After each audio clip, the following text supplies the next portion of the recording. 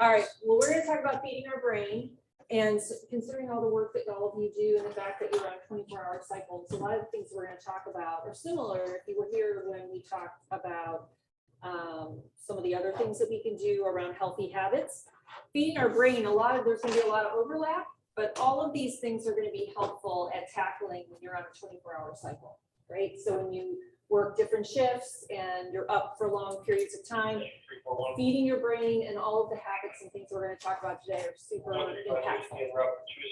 And a lot of this research comes from my work with nursing staff and medical professionals at the Cleveland Clinic.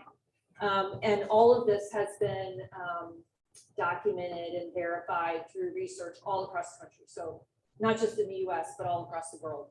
So the first thing we want to talk about when we talk about our brain, or what are the things that we need to be careful of, right? What are the things that we need to be watchful of on a regular basis? So making sure that we get our blood pressure screened and that our blood pressure is in a normal range.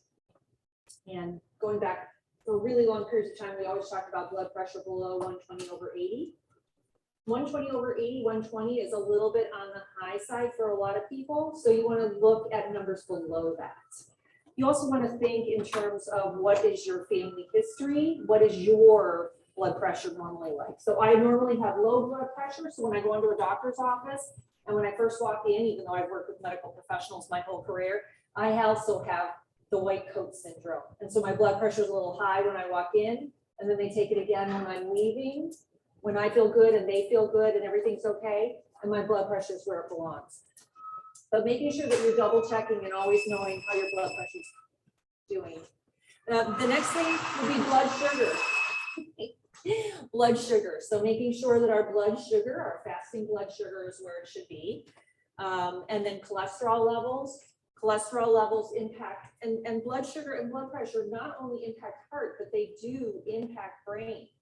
Because the system, which you already know from the work that you do, as the system starts to shut down or face challenges, it first protects the heart, the most important organ in the body. And that means it shortchanges the brain, which is the secondary most important part of our body.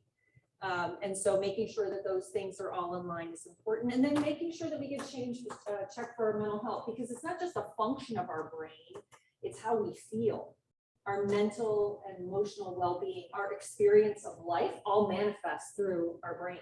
That's how we experience it. And so a lot more organizations, institutions, and primary care are now doing mental health screenings at least once a year visits. So if you know someone who you think might be struggling, it's not just the brain, the emotions, and the physical cognition, or the cognition, but also how we feel about things. And then kind of an unexpected thing for a lot of people is going to the dentist. You might already know about the important connection between oral health and heart health. Very, very strong connection. But it's also true that there is a very strong connection between dental health and cognition, mental health. So people who have different forms of dementia tend to have bad oral care as their dementia progresses. And as their dementia progresses and their oral health starts to go downhill, it actually exponentially increases their poor experience of reasoning. And so dental health, very strongly correlated to cognition and brain health, in case you don't know. And we're not going to talk about this because I have a whole 90-minute presentation that goes into the microbiome. But the strong connection and everything we're going to talk about today is because the gut and the brain are very, very strongly connected along the vagal nerve. And this research has only really been evolving probably for the last 40 years. Although we always had that, right? We always say, oh, I got a gut feeling, right? Like you might come upon a scene and your gut, your intuition, your training and everything kind of tells you, oh, there's something happening. Maybe don't intellectually see it right away, but it's playing a role in the background. So the gut is very intricately also involved with the brain. And so we're going to focus a lot on nutrition. What are the things that we can do? What are the things we can eat and shouldn't eat to improve mental and brain health overall? But this information, and I give a link to it, is all from the Johns Hopkins University. And this article that I linked to is really, really good. It's only 3 pages, but it really gets to the crux of what is the research between the guts and the brain. So what's healthy for the brain? A lot of the things we talk about in healthy habits. The first and most important is diet and nutrition. And I use the word diet loosely here, and I'm not talking about counting calories and cutting this out, cutting that out. I love the paradigm of the Mediterranean diet because it's easy to follow, lots of really wonderful ways. It's not very rigid. You don't count calories or points or weigh anything. It's really about a philosophy of eating, not a diet. And so we're going to talk about that in a little bit more detail. Of course, exercise and movement is very, very crucial. Better physical health that we're in, the better cognition, the better thinking, the better mental health that we have. Sleep. Sleep is the number 1 thing that researchers have shown that when people are struggling with either memory issues, especially people with dementia, Lewy body disease disorder, Alzheimer's, if we can help them sleep better, they actually function at a much higher level that following day. So we're going to talk a little bit about sleep. Social connection. We can't underestimate how loneliness plays a huge role in our mental and emotional functioning. So you probably see this. You probably get calls for elderly people who may be living by themselves, and how their health and the conditions that they're living in and their lack of social connection plays a huge role in their outcome. You know, what bad a shape they are when you arrive and how well they do once they're in a facility. But this is true for all of us, right? We are social creatures, right? Before everything else, we are part of an interconnected web of support.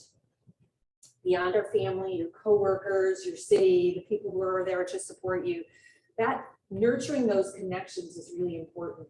And there's something called the blue zones, if anybody's heard of that. It's a research study that looked at the longest lived peoples in the world. And I don't mean longest lived as in just longest, I mean like robust, thriving, vibrant members of society, the longest lived. So there's Okinawa, Japan, there's Loma Linda in California. So there's some really unique aspects to those societies or cultures that those people are long lived in. And the most important is their amount of social connections. How many people, different people, they meet with on a daily basis. And not only how those people care for them, but even those people in their 80s, 90s, and close to 100, how they care for other people, whether it's the small little ones in their life, or I love meeting with people who are in their 80s and 90s and still volunteering. It's like, yeah, I got to go help those people, right? And some of them are in their 70s. But the difference is how socially connected we are can make a huge difference. And then mental activity. Do we continue to learn? Do we continue to grow? Do we continue to work? One of the most impactful numbers, especially for men over the age of 65, is whether they retired from a job and did they start a second, right? The second or third or fourth act of their life, right? They might retire from one job, but maybe they start a new thing, whether it is a nonprofit thing or volunteering, or it's a whole new business, you know, whatever it might be, we need to stay active. We need to stay mentally active. We need to stay socially connected. And the last thing, and we talked about this a lot in these presentations, is the role of nature in our life. How important nature is. And it's interesting because when we look at mental health and cognition and the health of the brain overall as an organ of the body and also as our way of experiencing the world, the more time that we spend in nature, so farmers is an interesting example because farmers have other stresses that involve, but say forest rangers or even lumberjacks. So people who spend all day long, from morning until night, almost every day out in nature, they have actually lower levels of heart disease. They have better cognition into their elderly years, unless of course they're a lumberjack and they suffer some type of accident. But the being outside is super impactful. And it's not just the pleasure of being outdoors, which, you know, causes us to have lower blood pressure and have a lower heart rate and to have, to be in that night, not in flight mode, but in relaxation mode. That parasympathetic system comes to the fore. But it's also, we are having chemical reactions with the soil and the trees and the sun. We're getting cues from the sunshine and the tilt of the earth around when we should go to sleep and when we should wake up. So these connections to the natural rhythm, our circadian rhythm and other rhythms are also very impactful. So a lot of chemical reactions there that we don't even think about. All right, so I want to focus on the Mediterranean diet. And again, not diet, Mediterranean eating. It's a way of eating, it's a way of life. It focuses on fruits and vegetables, which I didn't even bother to put up here because everybody knows that, fruits and vegetables. But the main component that's healthy for the brain are these leafy green vegetables. And the leafy green vegetables in particular, they can be cooked or raw. You want to have them not too overcooked and some amount raw. So if you have like a spinach dish, having some raw that you garnish with and some that are cooked is really helpful. But when we chew green leafy vegetables, we actually create a chemical reaction with the enzymes and the bacteria that we use to break it down that starts in the mouth. And we release nitrous oxide, which causes our vessels to relax, all of our blood vessels to relax, and it encourages better blood flow. And this is something that they actually researched and discovered at the Cleveland Clinic. So leafy green vegetables, chewing them, you know, it sounds like, you know, a lot of people say, I don't want to eat that stuff. It's like, you know, being a rabbit. Well, rabbits actually have pretty healthy hearts. They don't live very long because they have everything wants to eat it, but in general, they have healthy hearts. So leafy green vegetables are really important. Healthy fats.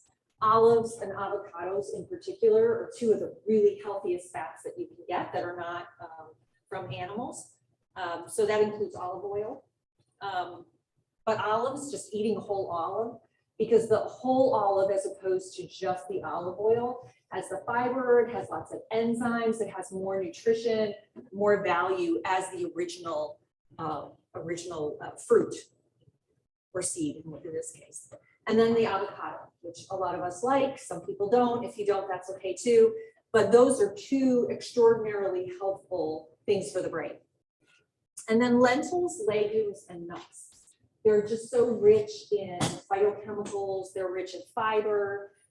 They just have so many different properties that are great for the gut, because remember that brain-gut connection.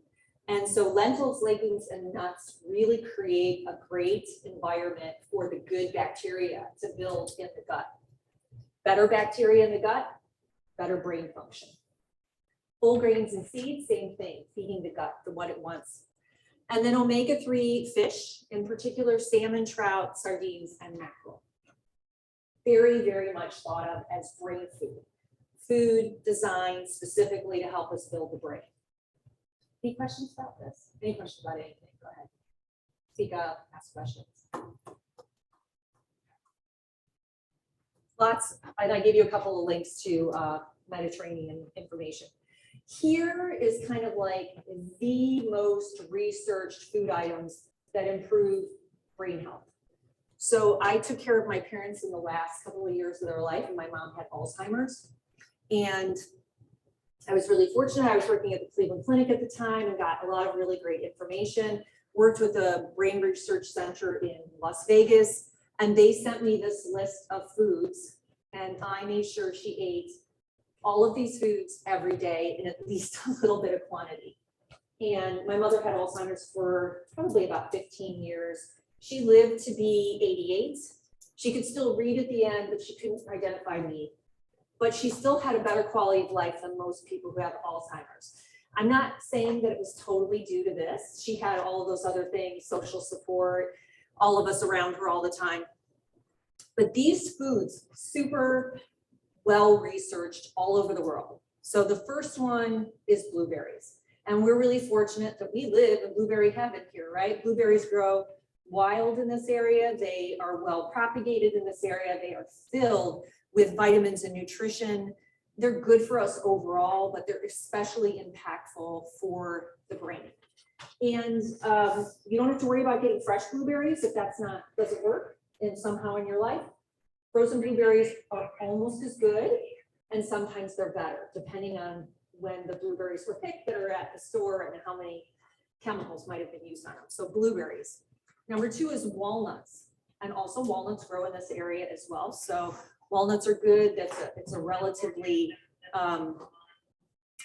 well, there are people who are allergic to walnuts, but of all of the nuts, so that we have the legume of the peanut, which we think of as a nut, and almonds, more people are allergic to those 2 nuts than they are to walnuts. But thinking about it, if you have an allergy, obviously don't do that. Back to the leafy greens, like core to the Mediterranean diet, and again, core to creating that chemical reaction that's good for the heart and good for the brain. Remembering everything that's good for the gut and good for the brain is also good for the heart. That fatty fish. So again, you can see in this picture, this is actually a Mediterranean recipe focused on salmon in particular. Pumpkin seeds, another thing that grows really readily here. Pumpkin and pumpkin seeds, very, very healthy. Pumpkin seeds have a ton of phytonutrients, vitamins, minerals, and most people like them. Not a lot of allergies related to pumpkin seeds. Also really good for the brain.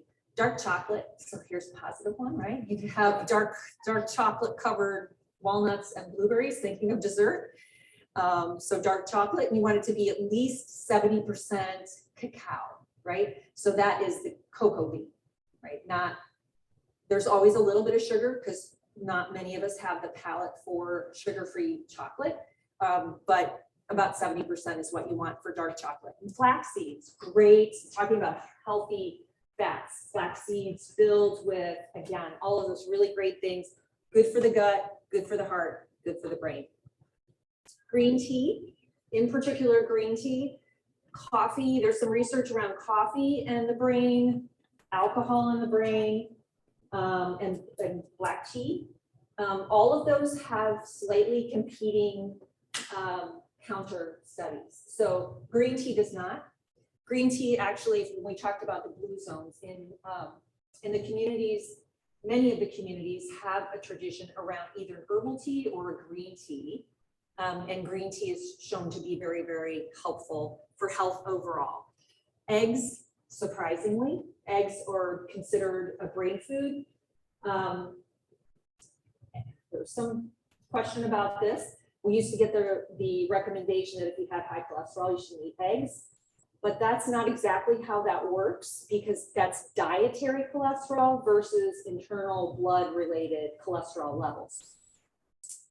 Eggs have a really healthy protein, very protective of the brain, and so eggs are on this particular list. So coffee is another one of those, right? There's about 75% of the studies that show coffee can be helpful for the brain, in particular for women over the age of 60. And it's shown to have a kind of a protective effect against dementia, not Alzheimer's, but dementia-related conditions. But coffee also can raise your blood pressure. And so there's a little bit of a, you need to think about that carefully. If you have high blood pressure, coffee isn't going to be helpful to your brain. If you've got normal blood pressure and you're drinking just 1 cup of good coffee a day, then you should be in good shape and that it's protective to the brain. Question? Comment? Okay. Do you like green tea? No. Okay. And then there's the spice turmeric. And turmeric is a wonderful root. It's very much grown in the Mediterranean regions of the world, very much used in curries and cuisines, a lot of heritage cuisines. Turmeric is an anti-inflammatory. I don't know if you've ever heard that, right? So if you have issues with your joints or you have an injury, a lot of times doctors will tell you to take turmeric, right? You add the spice to your diet. And the curcumin that's in, it's like the isolated property or component of turmeric is the one that's actually the most anti-inflammatory. And being in a state of inflammation, is important for the body when you're healing, but it's never good for the brain. We need to cool the inflammation in the body, and turmeric is one of them. But if you're doing turmeric, you always have to add black pepper because it is not bioavailable to us without black pepper. So you just need a pinch. So if you are making some kind of dish, or if you put turmeric like I do in my coffee, it gives a little kind of a zesty flavor. I always put a little pinch of black pepper. Black pepper is also really good for you. It's good for digestion. It's good for the gut. Broccoli. Broccoli has all those amazing cancer fighting qualities to it, but it also has a lot of benefits for the brain. And then lacto-fermented things. So there's a difference between like kimchi, which is lacto-fermented, which means that they introduce lactobacillus into the vegetables that they're fermenting, or lacto-fermented pickles, or lacto-fermented sauerkraut versus the vinegar kind. The vinegar kind is still good for us, but it's not the same level of benefit as lacto-fermented. So lactobacillus is the same thing that turns milk into yogurt or kefir, or any of those kinds of fermented items. Any type of lacto-fermented is good for the gut, which is good for the heart, which is good for the brain. So it's all connected. Any questions or thoughts about that? So one of the things that I did when my mom was ill is every morning, if she liked this, she would have some traditionally fermented yogurt with some blueberries and walnuts in a small amount. And then she could have whatever else she wanted that day. And that was one of the things that we kind of introduced into her daily routine, and it made a difference. So here are the things to avoid, right? We talked about the things that are good for us, but these are the things that are bad for us. And unfortunately, when we're stressed out or when we're under pressure, a lot of times these are the things we go to. And what happens is they actually just make us worse, right? They don't help us think in any way, shape, or form. They don't improve our ability to make decisions. As a matter of fact, they impact negatively our cognition, our thinking, our mood, and all of those things can play a really negative role. So things like sugary drinks, refined carbohydrates, and what we mean by refined carbohydrates are those carbohydrates that are stripped of their protein and their fiber. So white bread, Wonder Bread, which that's what was in my lunch when I was a little kid. It was Wonder Bread, bologna, and American cheese, right? With some Miracle Whip. I can't stomach that anymore, but I ate it pretty much every day for 8 years when I was growing up. But those kind of refined carbs are really bad for us. They just take every positive thing out of the grains that are used to create the refined carbs and leave only the bad stuff behind. Unfortunately, they're actually quite addictive though, if you haven't figured that out. And then trans fats, so anything that's deep fried, so that's deep fried in hydrogenated, anytime you see that hydrogenated word, or if you go to a fast food restaurant, all the oils that they're using are hydrogenated oils. All of those create an uptake of trans fats, which is bad for the gut, bad for the heart, bad for the brain. Any kind of processed food. So I like to, I did this when I was teaching at a university with the students, and I'd be like, if you were about to put something in your mouth that made a crinkling noise just before you ate it, right? You had to open the package, potato chips or Ho-Hos or Twinkies or whatever it was, you shouldn't be eating because it's only going to make things worse for you. So foods that have long lists of additives and items in it that you can't identify and your grandparents wouldn't know as food. They wouldn't recognize it as food.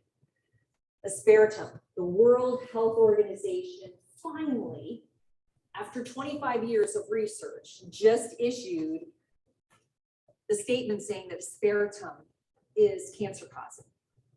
It's still allowed in the United States. It's banned in at least 38 countries, but aspartame is really bad, super bad for the gut, and it's directly bad for the brain. It impacts thinking. Lots of research to show that for children in particular, it's better for them to have sugar than it is for them to have aspartame. Neither are great. Aspartame is toxic. It's cancer causing, and it really does lower cognition and behavioral management, our own ability to manage our emotions. Alcohol. We talk about alcohol, especially red wine. Everybody says red wine's good for you. It's great for your cholesterol. It's good for your heart. It's not really that true, because the main important thing about alcohol is that it unbalances the really good bacteria in the gut. Every time you drink something that's alcohol or sugary drink or caffeine or whatever it might be, you're completely unbalancing the bacteria in the gut. And remember, there's a strong correlation between what's in the gut and what's in the brain, not to mention it's got good for the heart in between. So alcohol, if you're really thinking about protecting your brain, you want to, the research is not strong that it's good for you, and it's much more compelling that it's not good for you. So exercise and movement, we always know that it's good for us to move, right? We feel better, we think better. Sometimes if we're really stressed out and something is happening and we need to solve a problem, if we can just get outside and move our bodies for a little bit, when we come back to tackle that problem, it seems much easier. And it's because we allowed our brain and our body to relax just a little bit. And here are the ones that research show are the most important. Walking is always number one, because when we talk about brain health, we're including everyone from a child or a toddler to someone in their 90s. And walking is the number one thing that improves our overall physical and emotional well-being. Swimming, such a great low impact but good cardio activity. And most people can walk and swim for most of their life unless they have some level of disability. Biking, and of course, walking, swimming, and biking while we're outside. So we're combining those two really important aspects. Weightlifting. So this is a little bit more related to the gut. When we lift weights and we build strength overall, we're also impacting our digestion. So walking, swimming, and biking do the same thing, but people who weight train, and it's the recommended amount is 3 times a week for 15 to 20 minutes, depending on your age and the amount of weights. When you want to give yourself a little bit of distress, right? You want to make sure that on the last repetition of whatever your repetitions are, whatever the weight is, that you're struggling to get that last repetition. That's the level of weight training that you want to do. And then high intensity interval training is not for everyone. Obviously, if you're older and you have some physical limitations, but a high intensity interval training is also known to impact brain health. So at the University of Utah, they just finished a 20-year-long study for people with Parkinson's disease. And although Parkinson's disease is only sometimes associated with cognitive issues, it is a brain-related disorder.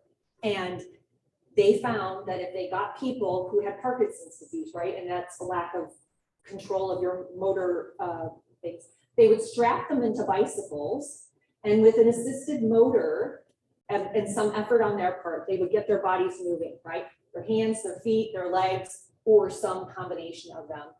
That if they did that for at least 15 minutes at a slightly stressing amount, when those people got off of the bike, their tremors were reduced by 50%. And the more frequently they did it, the longer that experience actually lasted for them. So if it can help people who are struggling with something as severely debilitating as Parkinson's, it can make a huge difference to us. And of course, back to nature. We need to be in nature. So sleep. I'm not going to get into all the details of it because we actually had a whole presentation on sleep. But sleep improves cognition. We think better when we sleep. We know this, right? But research shows it. People who are involved in car accidents more likely are sleep deprived or exhausted. That's why their attention wanders or they nod off. And so thinking and cognition are improved when we actually sleep. But sleeping is more than just the physical aspect. It helps us to integrate things that happen to us during the day. So all of the stress and the issues, whether they're personal or maybe some new information that you learn, we integrate all of that during our sleep. It moves from REM to non-REM sleep. That cycling that we do helps the brain organize that information in ways that are meaningful, that help us to retain that information and be able to recall it later. It increases self-regulation. So just as I mentioned earlier,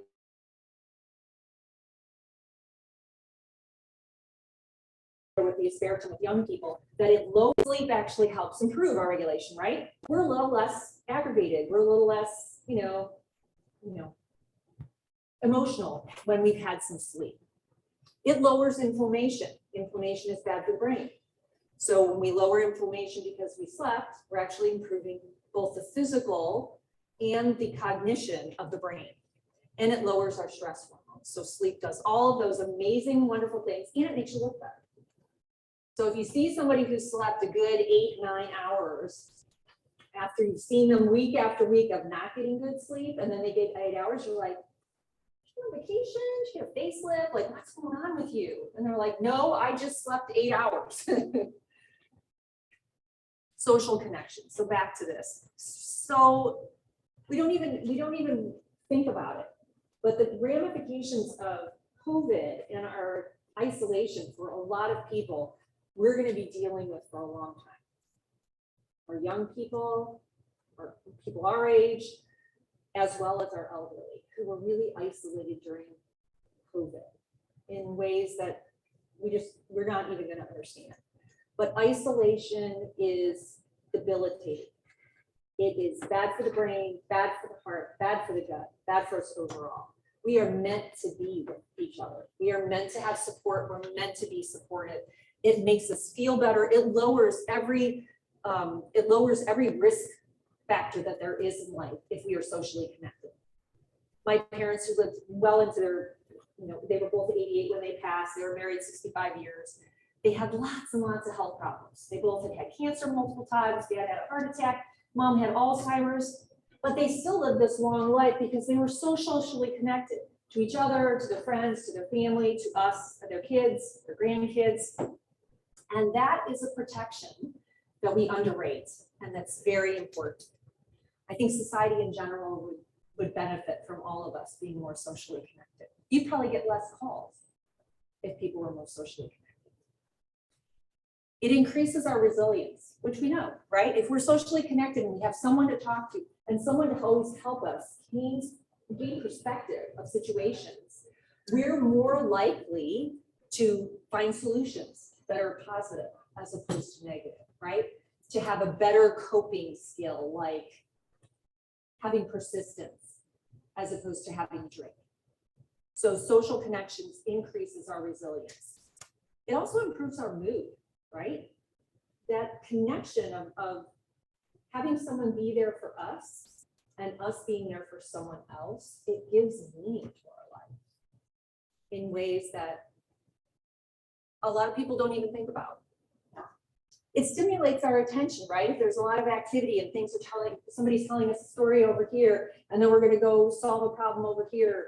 And I heard a story yesterday. I was at a big festival in Erie, PA, and there was a gentleman talking about how he worked with young people and how they had one student in their class. It was a natural building class.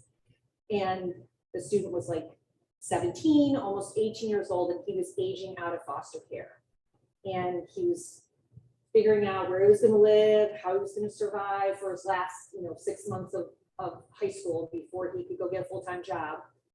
So the group of 30 kids in this class all brainstormed on how they were going to help this one kid age out of foster care. And these were at-risk kids. All of them were at risk. All of them felt better, did better, and that last 6 months of their high school, not only the student who was aging out of foster care and needed help, but all the other students benefited too. They all learned some additional skills. They all offered help. They all got to see the outcome of their research or their ideas, and that this kid actually ended up being able to get a full-time job and got an apprenticeship to be a mason. So that connection that we have, that social connectedness, is so important for the brain. And it enhances our memory. So when we have social connections and we spend time with other people, we make memories, and memories are important to how we feel about our experience of life, not only in this moment, but when we review it, right? If you think back to those pivotal moments in your life, rarely are you alone, right? You're with other people. It's when, your kid hits the, the winning thing, in a game and where they did never excelled at that sport, and you saw that child transform before you, and it becomes a memory that sticks with you forever.